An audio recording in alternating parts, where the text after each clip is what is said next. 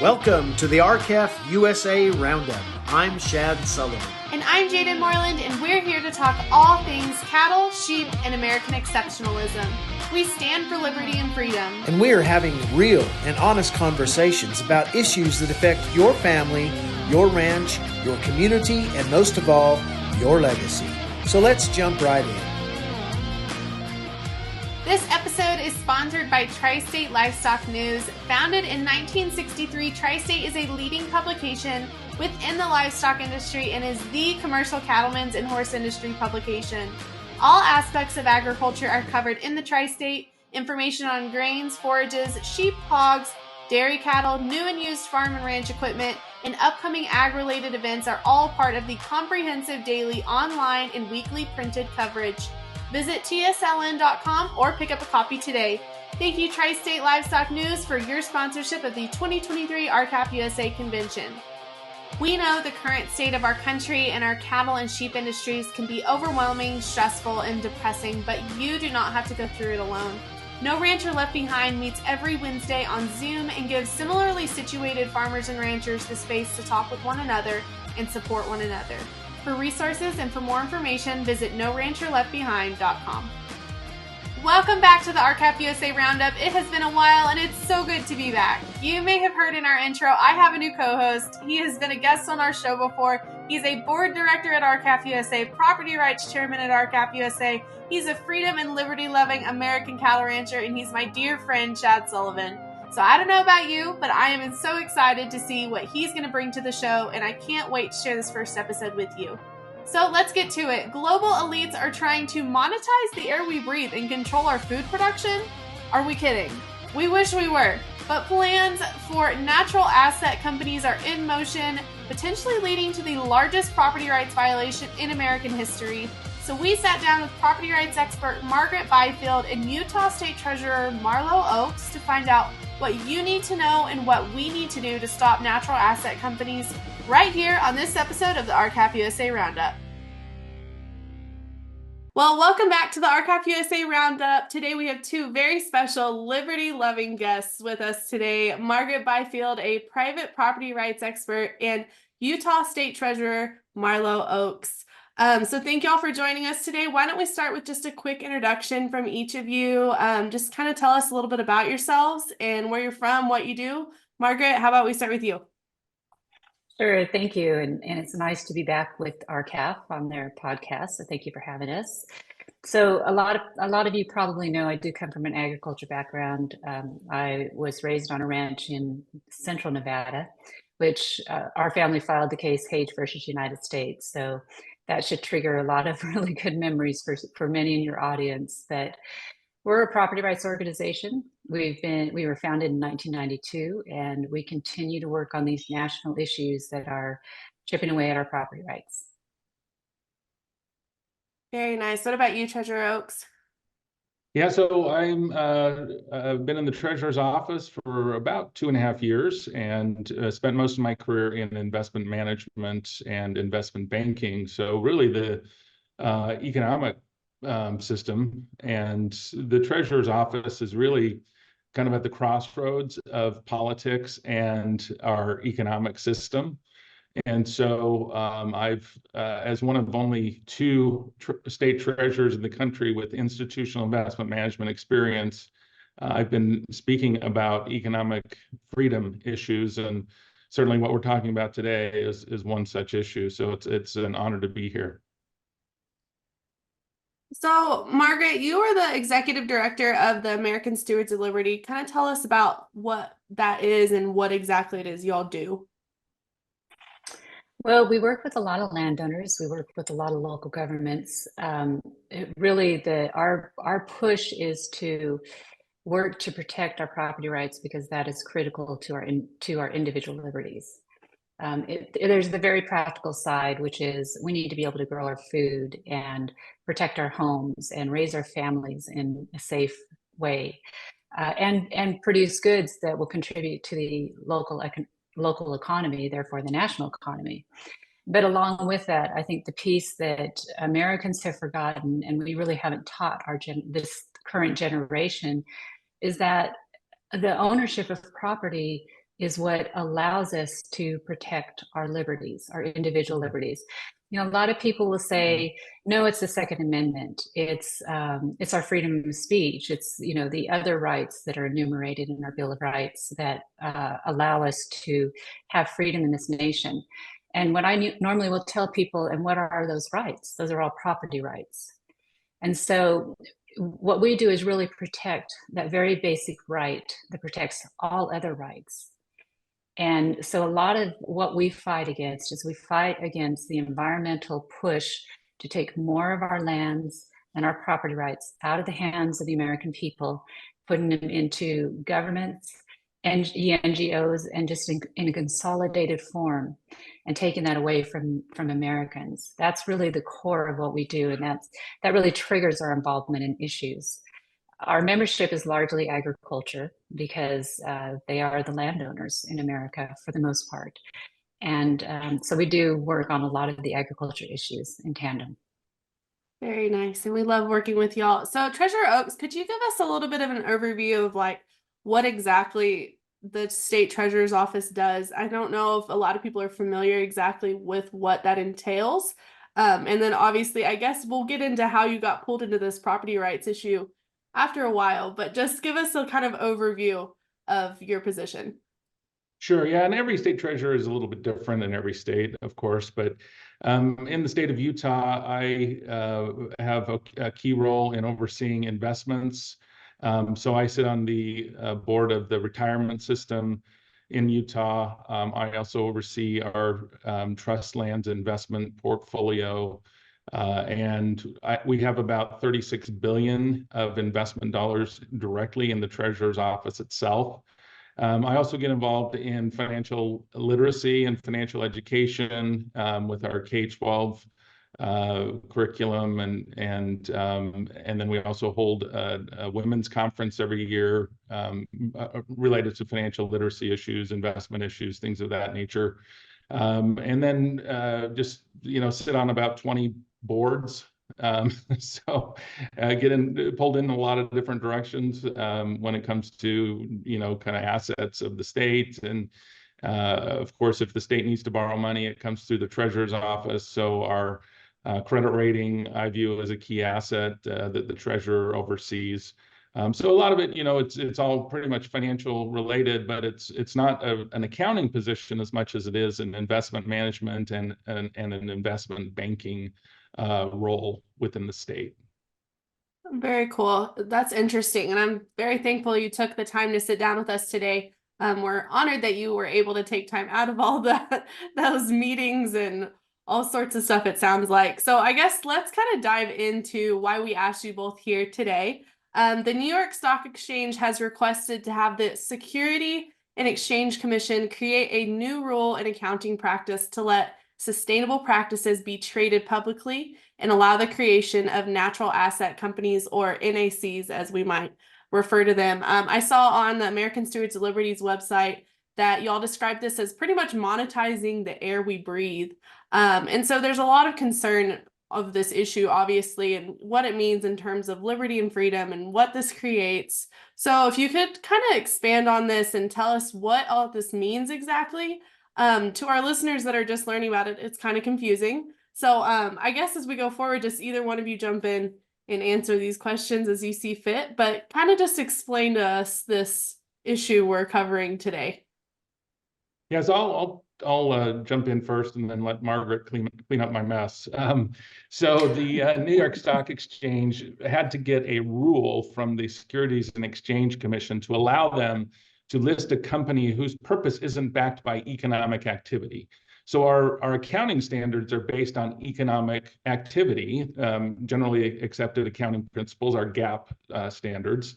And they're very objective and easy to measure that economic activity. What happens when you start listing companies whose activities are not based on economic processes, when they're based on natural processes? And I think of it as Mother Nature, essentially financializing what Mother Nature does. So this requires a different set of accounting standards. And there's a mismatch there because we're taking something that is fundamentally non-economic, So think of it as photosynthesis. What is the value of photosynthesis, creating oxygen from carbon dioxide?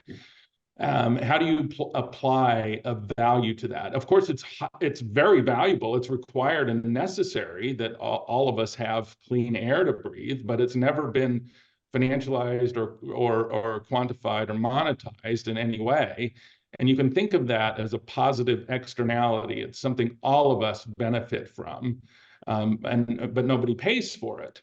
This attempt by the New York Stock Exchange is really to create an entirely new area in the financial markets to generate profit or generate a new kind of asset class that will attract billions, possibly trillions of dollars, and essentially pass costs on to end consumers to pay for climate change, biodiversity erosion.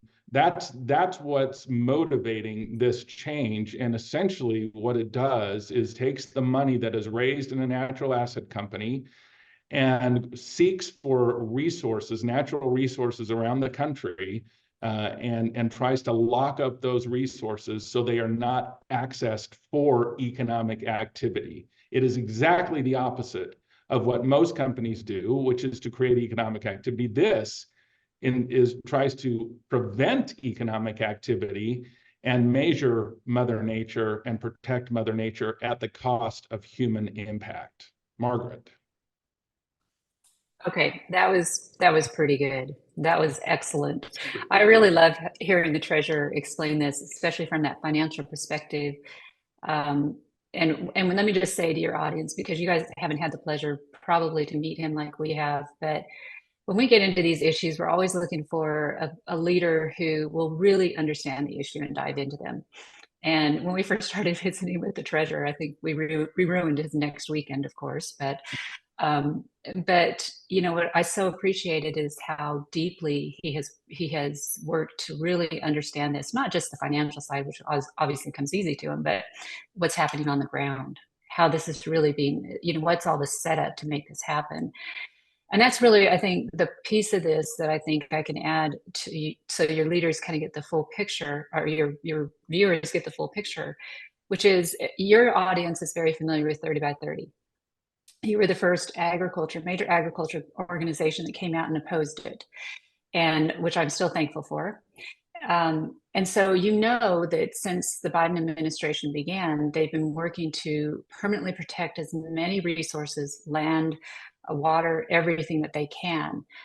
They've been doing it directly by creating more national monuments through the BLM conservation rule, you know, where they're trying to prioritize conservation over the multiple uses.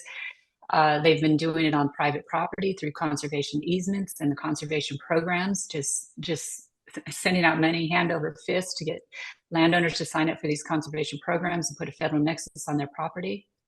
So all these things have been going on.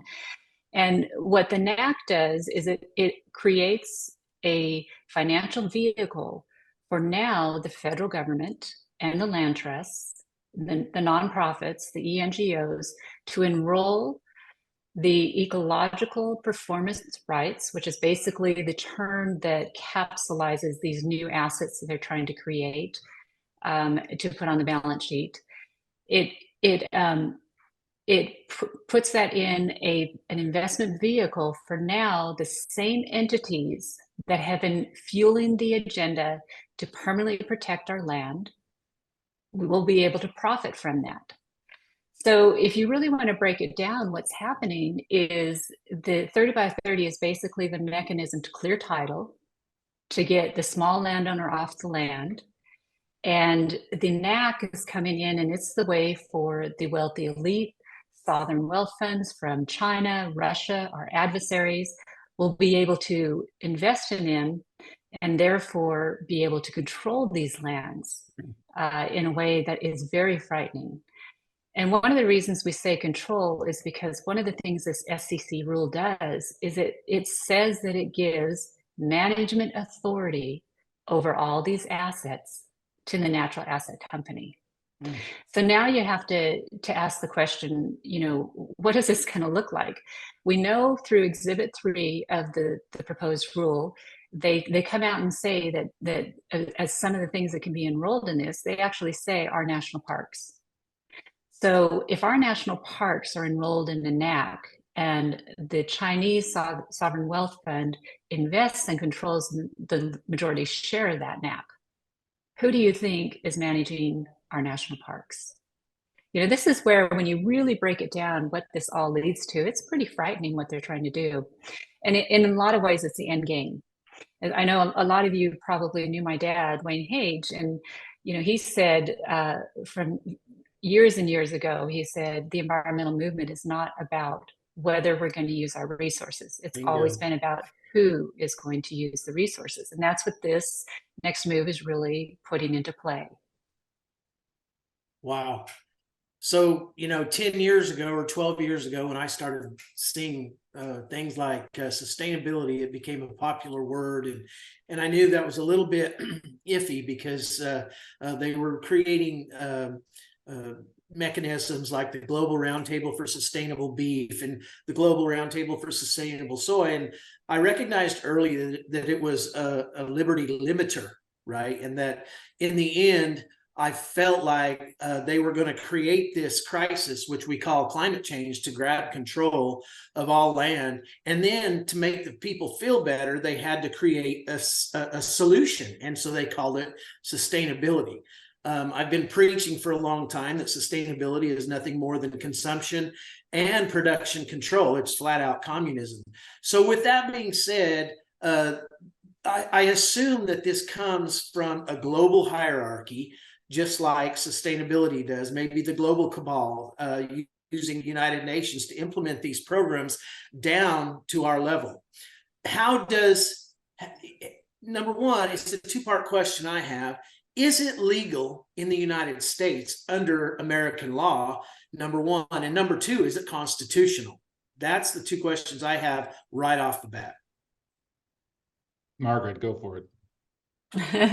Well, I would say, to begin with, if we take, there's a couple different elements, and let's start with just breaking down enrolling our federal lands, or the ecosystem systems, the natural processes, those rights into these NACs.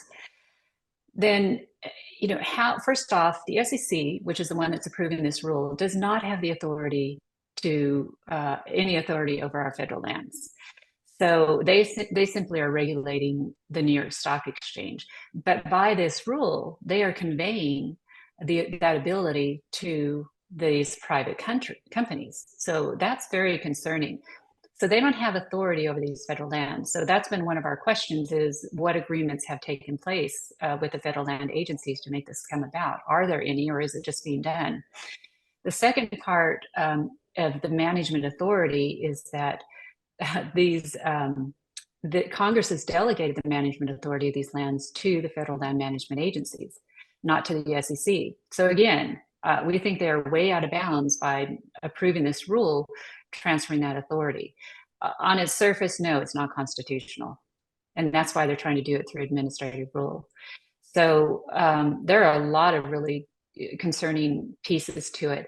But if you look at the BLM conservation rule, what that's going to do, that's a little bit different. Like with the national parks, those can be enrolled directly, or the ecological rights enrolled directly into the NAC. And with the BLM conservation rule, if that is allowed, if they succeed in creating that, they will be creating conservation leases. So now it's whoever acquires that conservation lease on the federal lands, they can enroll that into a NAC. So there's a couple of different ways that they get around it. But the other piece of this that I think is very concerning, it's illegal to do it, but I don't think it's right. And that is how conservation easements will be treated. So conservation easement is a separate right.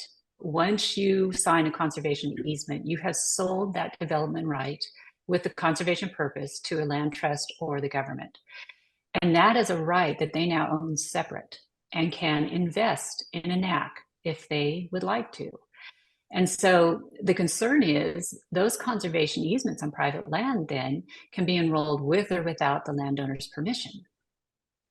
So let's And stop right there, because I want to touch on that, Margaret. Obviously, in my area of Southeast Colorado, the conservation easement deal blew way up 15, 20 years ago. And there are many, many hundreds of thousands of acres under conservation easements right now, with still the original landowner. Now, I don't blame those people for doing what they did. Everybody had trouble, or one had a different reason for getting into a conservation easement. Thankfully, my family or my dad had the wherewithal to kind of see into the future and understand what those were. So we don't participate. But let's just say my neighbor, Joe. He owns his ranch, has owned it for, the family's had it for 100 years. They put conservation easements on it. To make it easy to understand, this conservation easement has certain standards it has to live by right now. The owners of that easement may enroll that easement into a NAC, which then assumes management control of the easement. And within the management control of that easement may be written rules of production. Is that correct? yeah, so that the conservation easement already controls the land. So that's already the primary purpose for the land. And that is the conservation purpose for that easement is defined in each of those easements, in every individual easement. Right. So it could be for the purpose of protecting the species. It could be for a number of different things. But that conservation purpose is what now controls the land. The use of the land is subservient to that. So what the landowner does is subservient to that. That's also a separate right that you can take a look at the Nature Conservancy's balance sheet, and you will see it that they have a number on their balance sheet of the easements that they own worldwide. So it's if you remember how when easements first came out, one of the things that like the Nature Conservancy was caught doing quite a bit was they buy a conservation easement and then they trade it at a profit to the federal government or another land trust. And so landowners started getting smart, and they would write into the contract that couldn't be transferred. Some of them would do that. So, and then that would stop that practice for that particular easement. But the question here is, how many of those contracts have been written to where they say the conservation easement can never be enrolled in an investment product? None. Right, exactly. So, that's the issue. And so now one of the things we've been watching is the language of these conservation, of these land trusts. And I'll use TALT, the Texas Agriculture Land Trust here. Yeah. Their recent literature has been coming out talking about the importance of the ecosystem services that they provide. So we're starting to see these NAC terms show up in these land trusts as they are, and I know what's happening. They are all thinking this is another profit opportunity for them. They enroll the land trusts, they enroll the easements into NACs. They get paid for that. And then they are also the ones who are paid to make sure that those resources are protected to meet the sustainability requirement of the NAC. So they get to double dip. They're going to clean up on this, on the backs of landowners. So with that said, help me understand how the enrollment of one of those easements, the landowner, his productive rights are subservient to the easement. We know that. How is it possible for him to lose all productive control, and he would still own the land? He would still own the land and have to pay the tax on the land, but not get to produce off of it. That's where I want to go. Yeah, it is possible, because it's possible right now under a conservation easement. Okay. That conservation purpose, typically the easements that I have read, the conservation purpose is very loosely written. It complies with adaptable management principles or U.S. Fish and Wildlife Services, species protocols, which change. Yeah. It's all very flexible from that side. The contract that the landowner signs with all of the restrictions is going to be about, the last one I looked at was 12 pages long, with all the things you cannot do on your property, how many houses you can have. I mean, what you need to understand about the conservation easement is the easement holder has all of the authority to do what they want on the land. The landowner has all the restrictions. The only one who's prevented from using the land is the landowner under a conservation easement. So that's how it is already today. And so that's going to continue, except now there's another layer of management. And that management is from a NAC whose purpose is sustainability, making sure that there are no activities that are not replenishable that occur. And that sustainability definition is tied back to the UN accounting method, which is what they're using to stand up these NACs.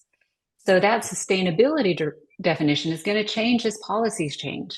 In fact, I unfortunately spent most of this weekend in a rabbit trail going through all those UN documents, just trying to get their definition of sustainability in these financial accounting documents, and you can't find it.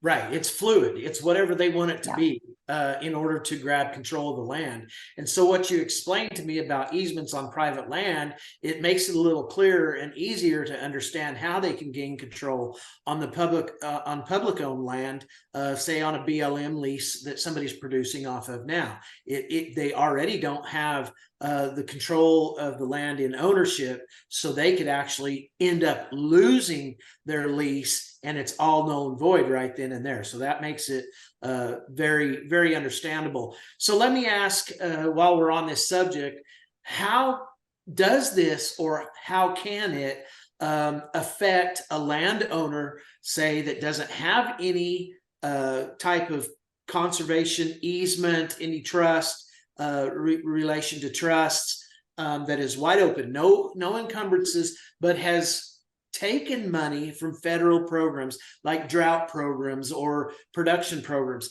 Is this interrelated?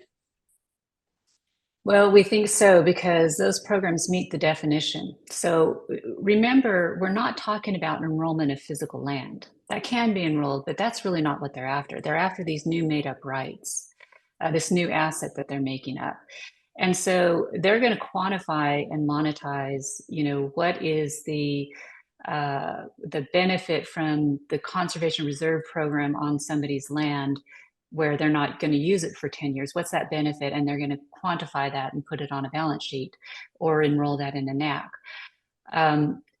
We're not quite sure how all of that is going to work. What we know is that it meets the definition.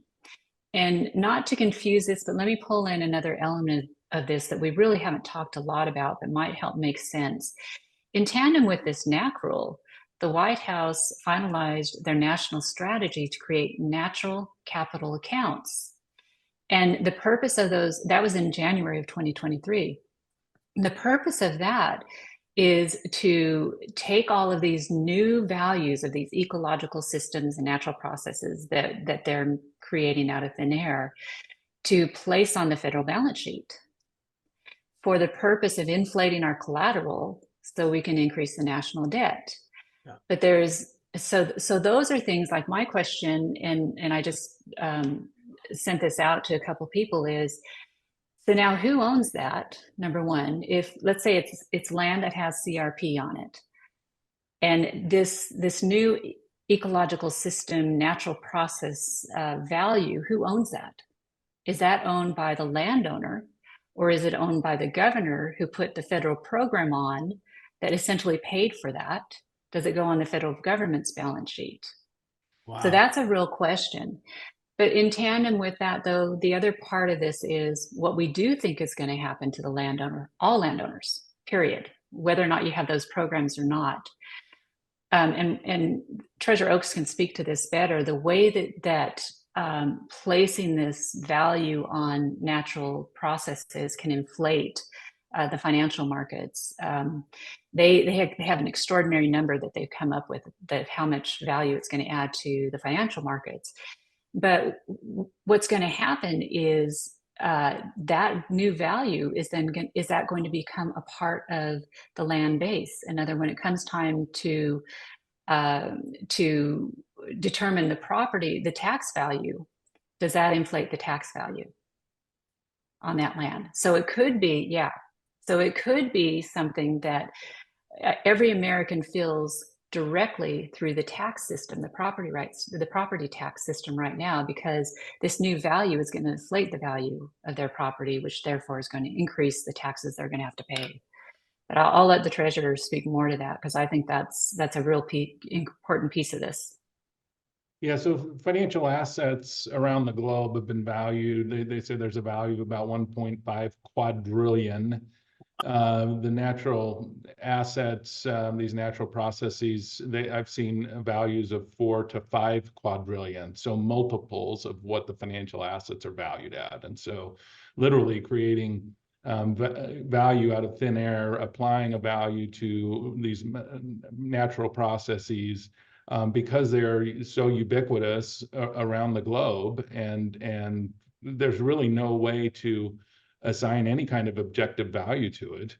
I'm not sure how they came up with that 4 to 5 quadrillion, but that's what they're trying to legitimize. They're trying to get this, create legitimate values for things that really are completely subjective and should never be financialized. But that's really where this is going. And one of the most dangerous aspects of this is really taking subjective processes, assigning an objective value to that, and then pushing behavior in the marketplace based on that economic value.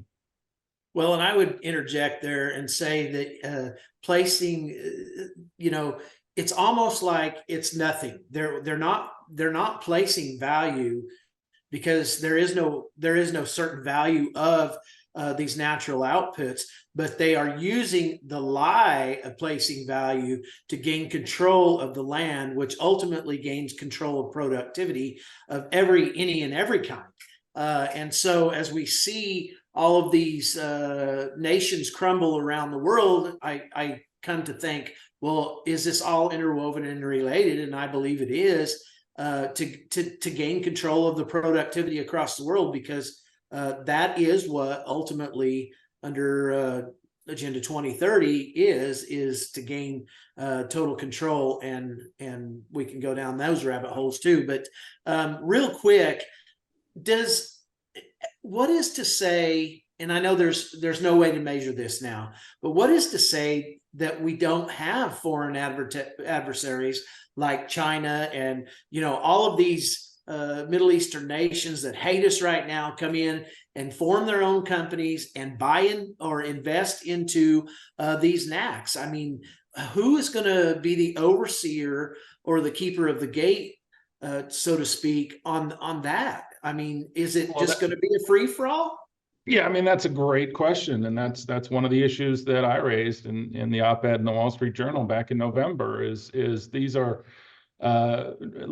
publicly listed companies that can raise capital from investors globally. And if you can invest in our capital markets today, as any of those countries can do, as far as I know, they could do the same thing with a natural asset company, and they don't even have to form that company. They can just have some American entity form the natural asset company and allocate a certain amount of capital to each of these natural asset companies, and essentially the purpose is the same. That money is seeking to find natural resources that can be locked away from human extraction.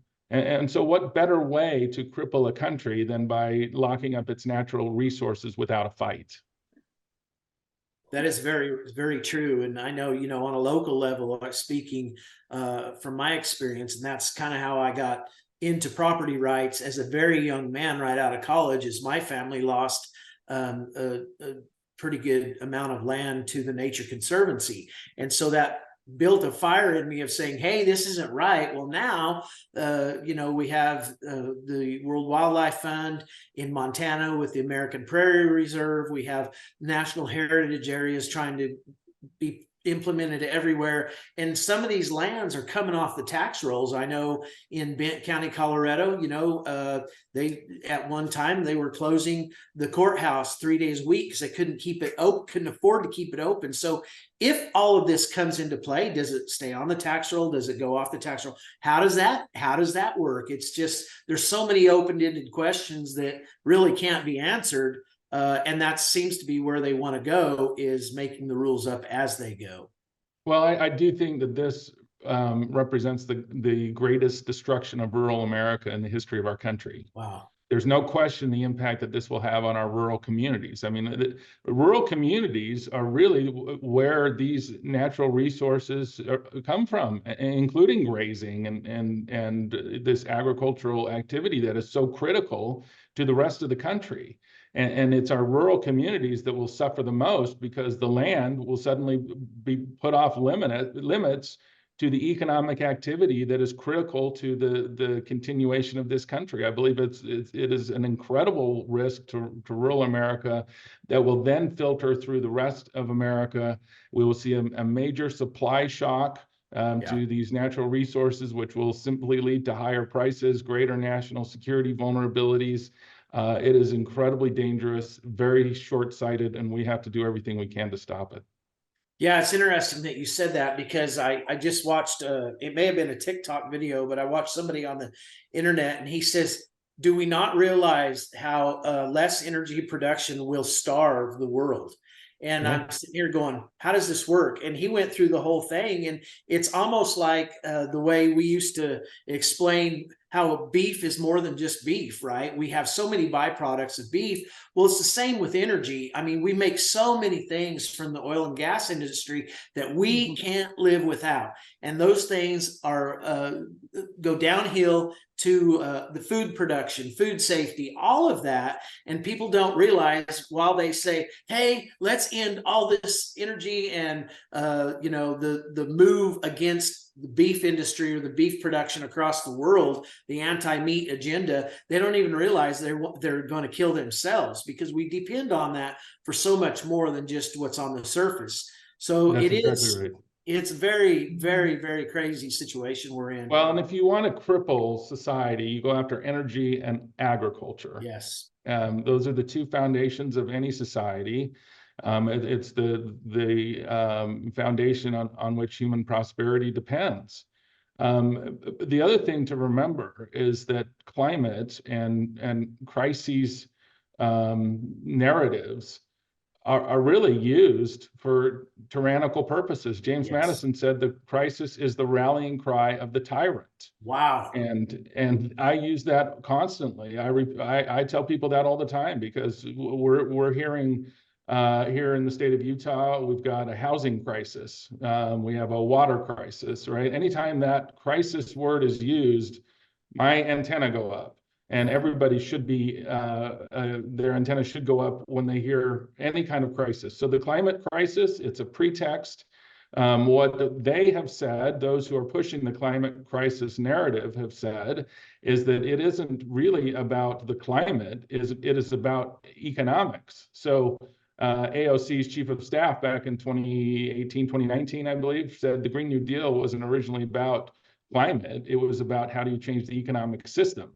The UN commissioned a study back in 2018. The headline from that was, "We cannot address climate change with capitalism." Christiana Figueres, the head of the IPCC, the UN body that wrote the Paris Climate Accord, she said earlier in 2015, she said, "This is the first time in the history of the world that we have tried to intentionally change the economic system that has been in place for the last 150 years across the globe." That's what this is ultimately about. That's why it is about power. It is about control over our natural resources. And we've got to wake up to that and demand that we stop the consolidation of power, and it starts with property rights. Well, Treasurer Oaks, I go back to my dad, and he always said, basically on his deathbed, he said, "We will not change this country until everybody has to sit in the dark, cold, and hungry." And that made a lot of sense to me, but it also scares me too. So my question to you or to Margaret is, how do we wake, non-agriculture, non-rural people up? In rural America, even if you live in a rural city, we're kind of all on the same side. We kind of know the origins of private property rights and how that ties to our liberty and freedom. And we all know about farming and ranching because our communities, our small communities, depend on that. But for the larger urban communities, how do we get out there and say, hey, this is really happening? It's not fake. We're not making this up. It's the truth. 2 + 2 is 4. So this is where we're going. And your food on your table, or the heat in your house, or your ability to drive across the state line on a vacation rests solely upon this. How do we do that? How do we change the thinking? Well, I think there are there's been so many efforts in the last 2 or 3 years under this administration that are waking people up to this reality, because it goes into how states responded to the pandemic with the lockdowns and forcing everyone to get a vaccine. Whatever your views of a vaccine is, the fact that force and coercion were being used, that's where we cross a line. It has to do with the states like California saying you cannot drive a combustion engine car after a certain date. We're seeing efforts that I think go too far, that people are waking up and saying, wait a second, this doesn't make sense, this isn't good. And so I'm hopeful that people are connecting dots here and seeing that this is a part of a much larger agenda that ultimately strips us of our individual liberties and our freedoms. Wow. It's Marlo, very, what would you say?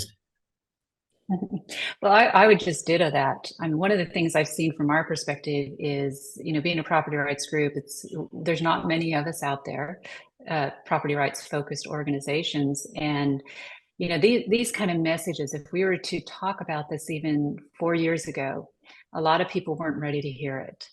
And now I find that we are talking in circles outside of agriculture a lot more than we used to. And the notion, the understanding of property, how important it is to our liberty, it's a truth. Truth is always easier to understand and to get quickly. And it's like that sword. I mean, I see it actually spreading across the country now in people's mindset that before we just never saw this happen. So, as much as we should be pretty depressed because we're in the middle of this fight and we've been, in the middle of the fight for a while, I'm actually very optimistic. I get inspired every day by the new people that are coming forward and jumping on and helping to fight this agenda and the 30 by 30 agenda and everything related to it. So, I actually fight very optimistically. I think I have a great faith in the American people, even those who are not knowledgeable on this yet. The heart of the American is good. And that's what these things speak to. And people want freedom. That's what America is about. They want freedom. They want prosperity. And so that's still our heartbeat as a country. And I think that's what we just have to continue to express and help connect those dots to them so they can see the agenda is connected to that and how that's taken that away from us. Margaret, I'd like to touch on one thing about these agendas that we've seen coming from the global hierarchy and the global, what I call the global cabal, down through, they are very patient people.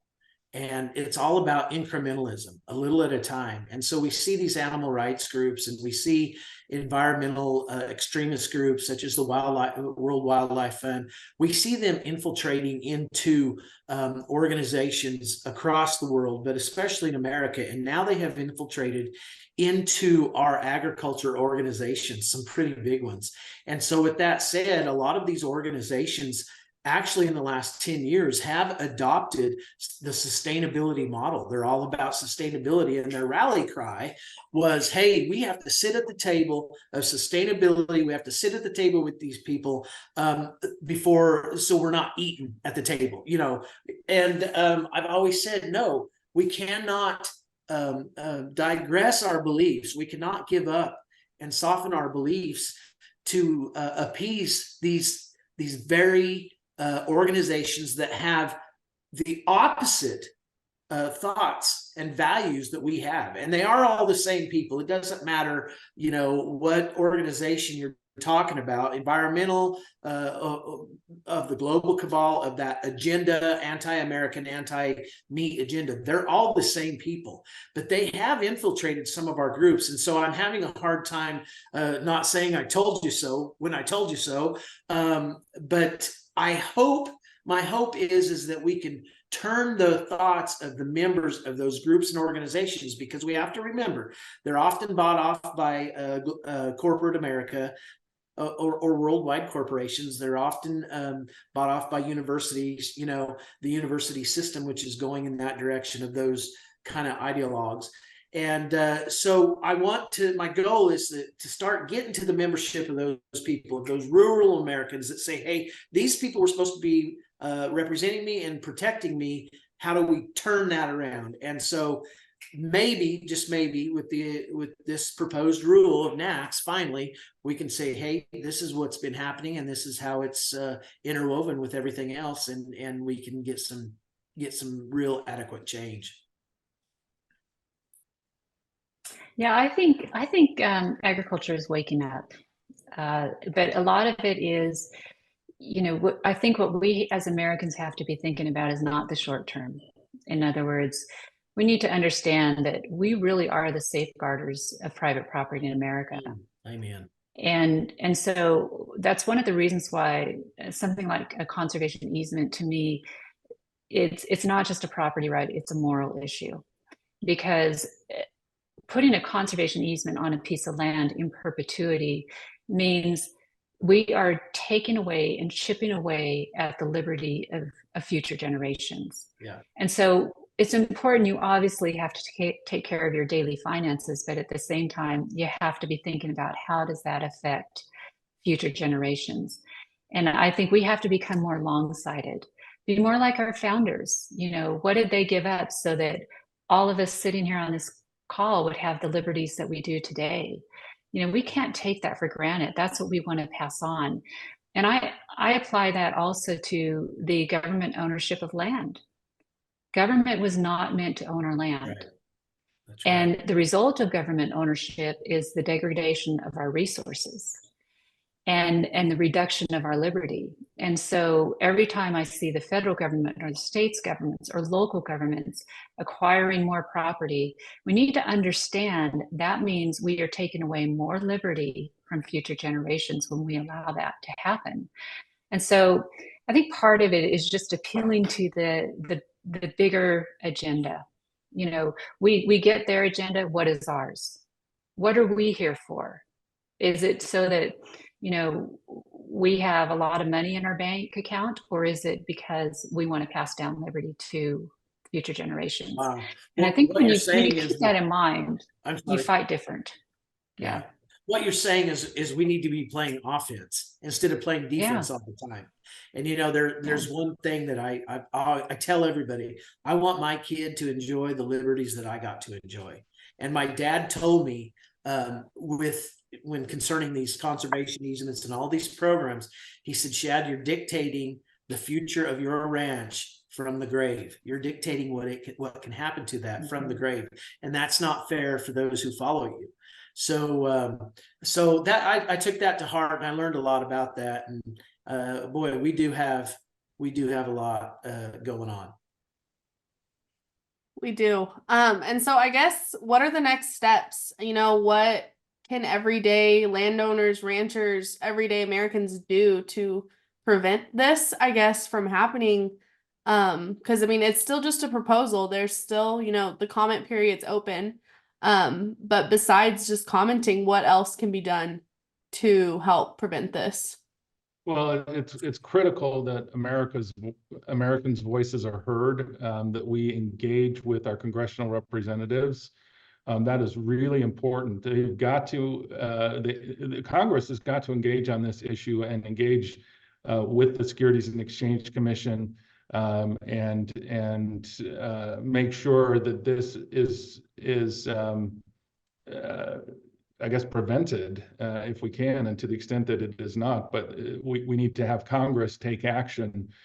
So Congress has got to be engaged, and that really comes from us everyday Americans contacting our congressional delegations, but also our governors, County commissioners or county leaders should also learn about conservation easements. There's an effort here in Utah to get more land enrolled in conservation easements, and that's happening. I've seen county commissioners, speaking about conservation easements in an effort to get land in those. And we've got to educate people, so people can definitely reach out to the different local, state, and their national elected officials, and alert them to what's going on, and tell them to get engaged. Can states pass any kind of resolutions against this? Yeah, I know that states are looking at legislation to protect themselves from this. It remains to be seen how that evolves, but that's certainly a very hot topic right now at the state level. So yeah, even reaching out to your state legislators on this could be helpful. Very interesting. Margaret, what would you say? Yeah. I would say ditto, absolutely. Specifically in the House, I think the committee that's in charge or that oversees the SEC is the Financial Services Committee. So only 3 members on that committee signed on to Representative Hageman's letter. Wow. Where she was asked for the comments to be reopened. And so I think it's really important, since they have oversight over the SEC. I think each one of those members should have to make a personal statement as to whether or not they oppose or support NACS. And how many? So I would ask that. I think it's going to be, from the Republican side, probably a good 15. So we actually have Republicans that have not signed on to her letter. Oh, we do. Yes, yeah. Absolutely. And, you can go to the internet and look up, just type in House Financial Services Committee. Okay. And then on our website, we also have Representative Hageman's letter. I'm sure you guys have it up as well. Put those 2 side by side and you will see, who signed and who didn't. And then I would reach out, if you have any communication with those members, reach out to them and ask them what is their position on NACS. We really need to get them on the record and publicly on the record where they are on that. Okay, so let's say, okay, so the timeline on this is we have to have our comments submitted by January 18th. That's 8 days away. Tell us what happens. Let's say 1 million people get on there, and we're going to post that link below. But let's say 1 million people get on there and they give their comments opposing or for. I don't know how everybody will do it, but the majority of them will oppose it. Then what happens?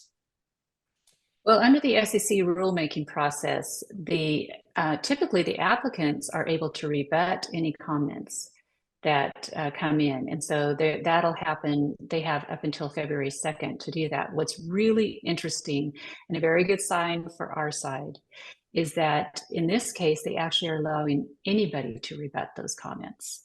So American Stewards, we already filed comments in the first round. And so we can then go in that rebuttal period and file comments on things that we disagree with that others have filed if we want to get that engaged, which we probably will. And so there is that rebuttal period. I think that's important as well. And then the SEC, there's a time frame for it to make its decision. And a couple of things can happen. They can require a hearing, which would then extend things out for, I think, up to another 180 days. Or they can just go ahead and make their decision, which I think would happen sometime in March. So there's still time in here to really make our case to the SEC why this should not be approved. And I think we're at that moment where maximum pressure is going to be really important for us to make our case. Yeah, no doubt, the maximum pressure.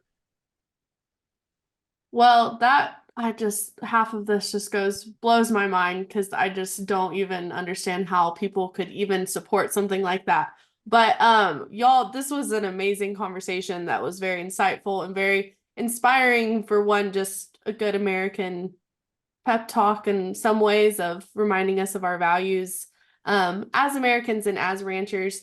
But I guess, do y'all have anything else to add or any comments of, one main thing for people to pull away from this conversation? Well, I'll just say that I'm very grateful for the ranchers of this country. Every time I eat beef now, I'm especially grateful after seeing an advertisement for crickets, to buy insects. I'm just grateful that we still have ranchers that are willing to do the hard work to get food on our table, and you can count me as a defender of those rights and how critical it is that we keep the power in the hands of the people and not allow power to consolidate into the hands of the few to dictate how we live. I'm just grateful for the opportunity to be here and to discuss this issue with you all. Yeah, it's not just conspiracy theories anymore. No. Margaret, do you have anything to add? Sure. Well, first off, I want to thank Treasurer Oaks. Really, it's when he stepped into this issue. His op-ed in the Wall Street Journal is what alerted the business community to this, and it opened up a whole new group of people that became very concerned about this. So the importance of him standing up and the stand he's taken, I think, needs to be recognized. It's really important to where we are in this fight. And I would just tell individuals, the people, do not lose heart.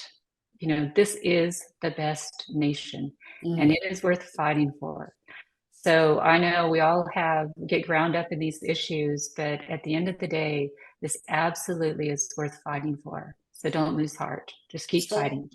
Margaret, I have one last question, and Jaden, you can cut it in or cut it out somewhere, but if the proposed rule is allowed to go forth and proceed forward and they implement it, what does that look like? Well, I would say we still have a lot of other places to fight to push this back, number one. But, ultimately, though, they're going for total control. I mean, I believe this is all about acquiring the land, because the land and the natural resources are the beginning of wealth. So, what is Russia fighting over right now? More land. Why? Because that's what they need to control the people and to control the country. Right. The same thing is happening in Israel. That's a battle over land for a good reason. So they know that if they can control our land, they can control the people. So we have to remember that you either have the right to own property or you are property. And that's ultimately what this is all about. Wow. And I'm sure you've heard it before. That's something that Dad used to say. And he was right 30 years ago. He's even more right about it today. So that's what this is all coming down to. But again, I just want to reiterate, we live in the best country. And we have a God on our side on this, I fully believe. And so if we do our job, he will do his job. Amen. And that's what we need to focus on. That's what we need to do. I was having a conversation with an individual here a while back about the proposal. It was just a proposal, and a very short one at that, of the USDA wanting us to register our gardens. And I hearken back to the days of Mao and Hitler and Cuba, and they all, if you were caught with seeds, if you were caught growing a garden, you were killed on the spot.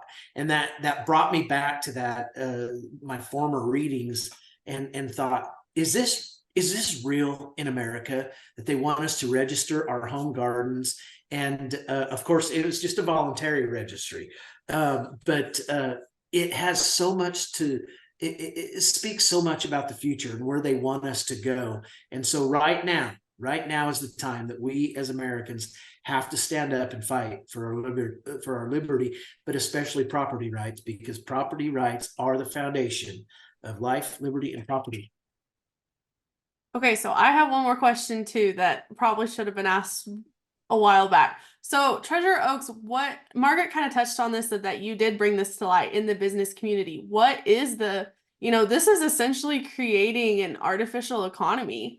And so what is the business community saying about this? Like, I mean, everyday people, they kind of know where their food comes from. They kind of, people in the city, they don't really think about your natural resources being monetized. So what is the business community saying about this? Well, I think with the attack on energy, that in particular, has caught the attention of the business community, because really it's the top-down effort of pushing environmental, social, and governance with Scope 3 emissions, right? That ends up all the way down at the rancher level with livestock emissions. That's resulted in crazy things going on in Europe, where they're culling herds. There's attacking the farmers in the Netherlands and having them destroy their cattle. It really starts with this climate hysteria argument that is impacting all businesses through environmental, social, and governance. And people can see that this is very closely tied to ESG. Yes. That the climate hysteria is really driving this agenda to shut down our economic freedoms. And that's really the message that I try to communicate to businesses. And there really is no person on the earth or business that isn't impacted by natural resources. We all depend ultimately on natural resources. And so we're all impacted by this, and the business community is smart enough to figure that out, I think. And I'm just trying to connect the dots there and help them see that this ultimately is bad for everyone. And let us not forget what the triple bottom line of sustainability is, Treasure Oaks. That's economic, environmental, and social justice. And you just hear those words all the time. It's just like, and that's what sustainability is. So let me just give you an analogy, and I think hopefully this will be helpful. In our legal system, we have Lady Justice who's blindfolded, and decisions are to be made in our legal system based on the law, and that's why Lady Justice has a blindfold. Wow. As soon as Lady Justice pulls the blindfold off, then she starts using things like empathy to decide who is the oppressor, who is the oppressed, and making decisions based on that. It corrupts our legal system. Amen. The economic system is exactly the same, where our decisions need to be based on economics. And as soon as we introduce something other than economic decision making, for example, environmental, social governance, sustainability, whatever it is, we are corrupting our economic system and putting our economic freedoms at risk. That is what is at stake today. That is powerful stuff. And I'm just going to stop here because I know I talk too much. But you guys, I just want to personally thank both of you. Great Americans, great American patriots, lovers of liberty, lovers of freedom. Thank you so much. Margaret, I treasure our friendship so wholly. I hope I can get to know you, Treasure Oaks. I mean, what a fantastic conversation. Yeah. And God bless America. I think we could go on all day, it sounds like. But so our last question we always ask our guests on the podcast: what is your favorite cut of beef and how do you like it prepared? Favorite kind of what? Favorite cut of beef and how do you like it prepared? Oh my goodness. That is a hard one because, they really all rank very high in our diet. I think probably when I go to a restaurant, I usually actually order a tenderloin quite a bit. Okay. But what I cook at home, I cook a lot of chuck steaks, and I cook everything at home because there's so much flavor in all of them. There's so much you can do with beef. It's hard. It's like picking your favorite child, right? Man, USA beef. I'd say a prime rib roast, medium rare. Oh, yeah. Yes. That's pretty good. Yes. Thank you, Treasurer Oaks and Margaret, for joining us and for bringing these important issues to the attention of Americans. Property rights are the foundation of this great nation, and we need to raise up and make our voices known.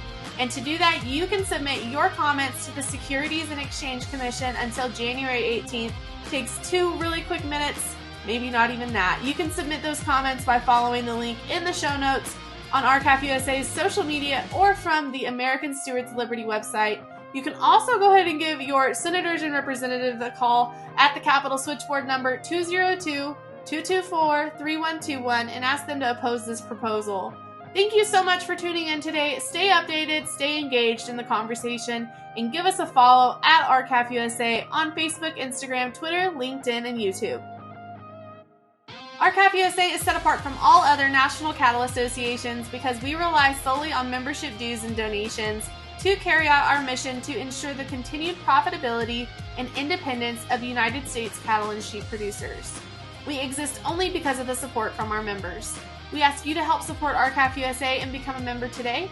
For more information or to fill out that membership, go to r-cafusa.com.